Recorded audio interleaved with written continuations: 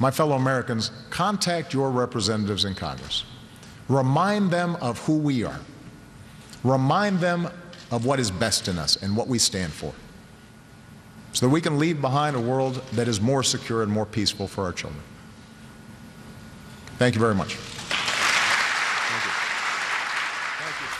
The president now talking for almost 1 hour about the Iran deal and why he feels the American public, as you just heard him say, should contact their local and Washington representatives and talk with them about how they feel about this deal. Joining us as our #OneLuckyGuy is Jonah Goldberg. Always good to have you, especially on these days. What are your thoughts about the president's comments today? Well, I think his basic audience was he sees support among Democrats crumbling. And so what he's trying to do is turn this into a partisan issue. That's why he had all the Bush bashing, all the Iraq war bashing, all this talk about how the Republicans and the neocons are bad people and they support this. And he's trying to scare them into saying it's either war or my way. And I think that's because he's seeing support on his side of the aisle crumble. Andrea, almost toward the end of the speech, he began to talk about Israel.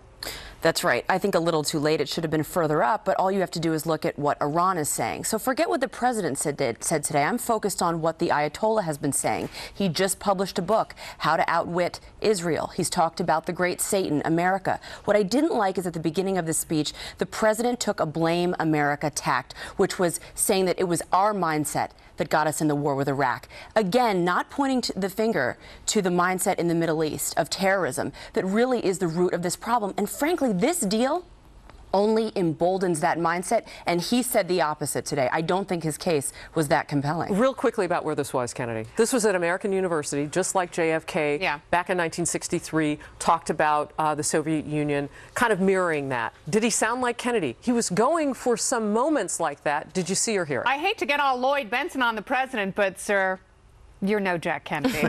No, he didn't have the right aim. He contradicted himself several times.